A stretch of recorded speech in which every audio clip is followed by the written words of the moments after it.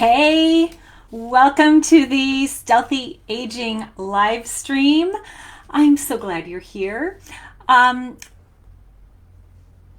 these live streams, I am dedicating the month of March to mind management. Now, last week we explored how having a growth mindset can slow the aging process and benefit health span. And today, and for the remaining live streams in March, we're exploring tools that can help support mind management and nurture a growth mindset. I am certified holistic coach Susan Murray and the founder of Stealthy Aging Holistic Coaching. And the practice I'm sharing today has been used for at least 3 millennia. It is probably one of the most studied of any mind mastery tool and has been found to have both neurological and physiological benefits for everyone. But more and more studies are finding that it can have profound benefits for us as we age. This practice has been found to not only support a growth mindset, but reduce anxiety and stress and depression, improve mood, and increase positivity. It's been found to normalize blood pressure, relieve chronic pain, reduce inflammation, preserve telomeres. Telomeres are like aglets at the ends of our shoelaces that keep the threads intact, keep them from unwinding. And our telomeres are caps at the ends of our chromosomes that store DNA information. And that DNA replicates throughout our lives. And as it replicates, our telomeres shorten. And so meditation has been found to help preserve those precious end caps on our chromosomes. So maybe you've guessed what this practice is. Meditation. Now, chances are really good that you are one of the 85% of people who do not meditate. And I get it. There are a lot of objections to meditation. So if that's the case, I'm going to suggest having an open mind here. I'd like to put at least 2 objections to rest. The first is, I don't have the time. I am just way too busy to sit. In reality, all it takes is 1 minute. 1 minute of meditation to begin creating a practice and to begin taking advantage of the benefits. Just 1 minute. The second common objection is, that is just woo-woo. I am not woo. I am the opposite of woo. I am an atheist. That is just not in my belief system. And interestingly, the opposite side of the very same coin is, I am deeply religious and meditation conflicts with my religious practices. Now, I am not here to convince anyone of anything. I am here to educate and elucidate, and the body of science that supports the meditation as a secular practice just continues to mount. I will put links in the description, and one link will take you to a collection of studies specifically on meditation and aging. Now, my position is there is a type of meditation. There are all types and styles of meditation. There is a type of meditation out there for everyone. And not taking advantage of this very often completely free and simple, scientifically supported practice is just cheating ourselves. Now, if you don't believe me, maybe you'll believe these guys. Dan Harris and Jeff Warren wrote Meditation for Fidgety Skeptics. I love the title because it really does speak. In fact, the whole book is addressing different objections that people have to meditation and showing and illustrating the benefits, the scientifically supported benefits of meditation. Dan Harris may be familiar to you from, he is a journalist on ABC News. And back in, I think it was 2002, he had a very public meltdown, an anxiety attack on camera while delivering the news.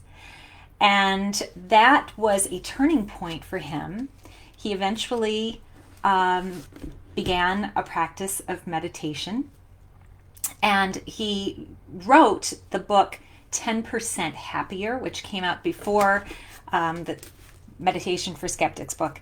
And after the 10% Happier book, he and his crew took a bus tour across the country to share the message of meditation. The style of meditation that they share in this book is mindfulness meditation. And this quotation just really spoke to me when I read it. He explains how mindfulness meditation is simply being mindful of the breath. He explains how we can sit, we can stand, we can lie down, but it's about being mindful of the breath and being mindful of any kind of body sensations we might have. And this is really important because a lot of people say, well, I can't meditate. My mind just wanders and wanders and wanders. And this is great. Getting lost and starting over is not failing at meditation.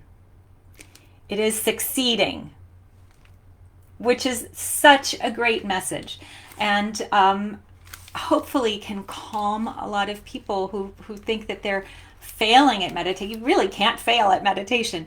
The whole point of it is to be aware that we've got thoughts coming up and to just let them wash over us rather than getting sucked into them. And as a long time meditator, someone who I learned at the age of 15, and I've had a fluctuating practice over those 45 years, and I can really tell when I have stayed true to my practice and when I'm consistent, those niggling thoughts just become easier to release. And they don't disappear. That's not the point of this. They don't disappear. They will come in waves. And when we recognize them, we can just focus back on the breath. Be mindful again of the breath. So let me check my notes and make sure that I'm getting through everything I was hoping to. Yeah, and another thing that he does mention in this book is he really puts to rest the notion that meditation is solely a spiritual practice. Hey, spiritual traditions for millennia have used meditation, but it absolutely is beneficial in a secular practice as well. So to end, Oh, actually, I've got some other good bits for you from the Pew Research Center. There are some statistics here.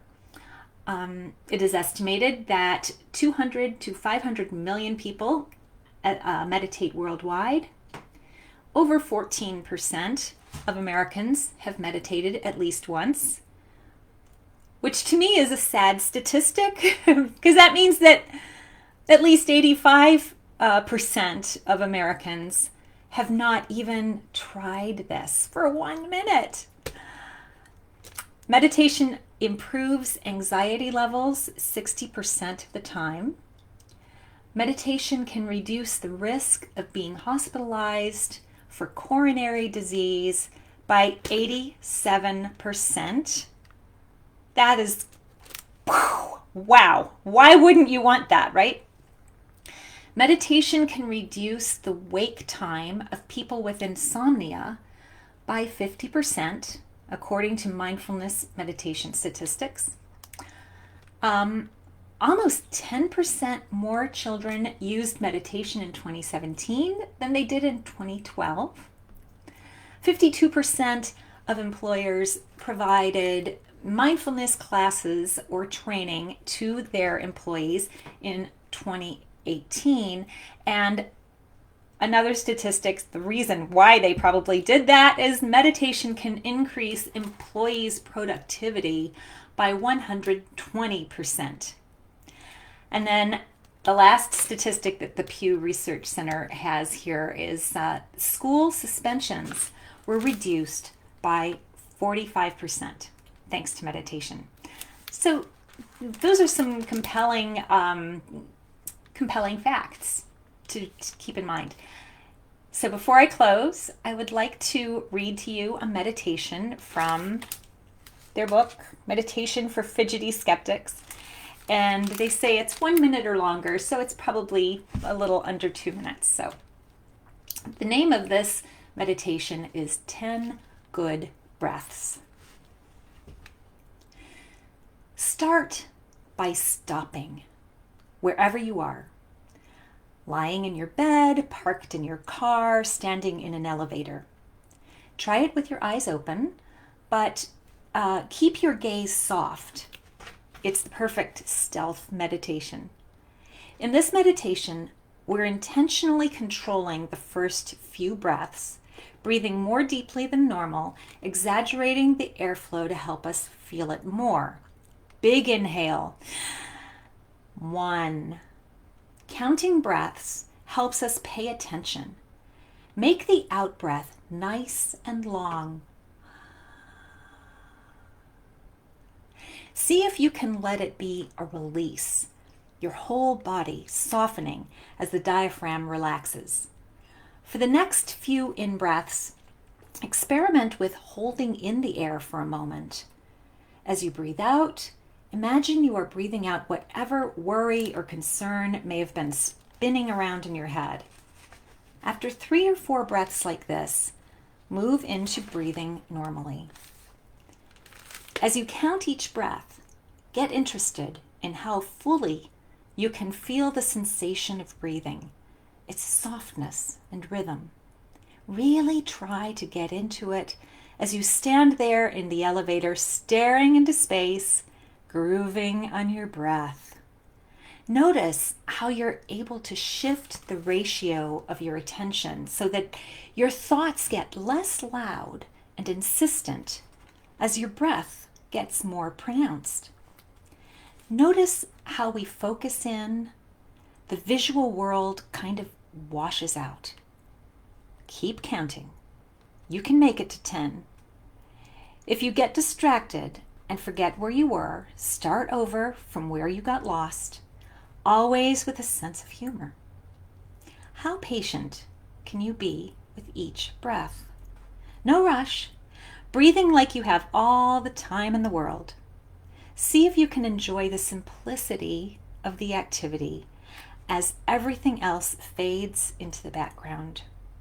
When you get to 10, notice any feelings of settledness and calm that may be there. Tune back into your surroundings. Welcome back. You can come here anytime. Now, leave the elevator. That is an example of one of many, many, many of the meditations in Dan Harris and Jeff Warren's book, Meditation for Fidgety Skeptics. I cannot recommend it highly enough. So that does it for today's live cast, and I'll be back next Tuesday for another mindfulness and mind management practice. Till then, wishing you well.